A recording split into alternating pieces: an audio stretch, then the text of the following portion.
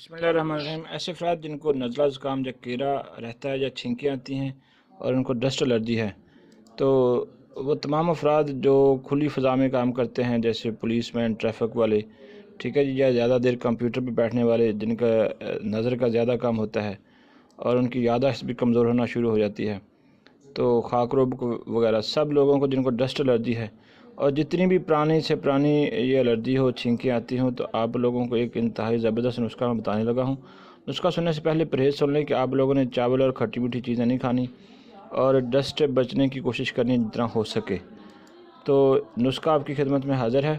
ये आप पंसार स्टोर से चीज़ें ले लें। बरहमी 50 ग्राम लेनी है, संगपत्ती 50 ग्राम लेनी है, पेंसिलोचिन 50 ग्राम, मगा 50 ग्राम, बच 25 ग्राम, काली मिर्च 25 ग्राम, मगज़ बादाम 50 ग्राम, खसखस 50 ग्राम, चारे मगज़ 50 ग्राम, काले चने भुने हुए लेने आपने वो 200 ग्राम, मिश्री 200 ग्राम। इन तमाम चीज़ों को बारीक पीस के पाउडर बना लें और ख़ुराक जो है ना वो एक एक चम्मच सुबह शाम ऐसे तमाम अफराद के लिए जो ज़्यादा दिमागी वर्क करते हैं या डस्ट, इंशाल्लाह डस्ट एलर्जी ख़त्म हो जाएगी। और नीम गर्म दूध के साथ जो है ना वो कोशिश करें। और इसी तरह जिनकी अफराद की उम्र 10 से 15 साल है वो आधा चम्मच खाएं और 5 से 10 साल के बच्चे जो है ना वो चम्मच का तीसरा या चौथा हिस्सा खाएं।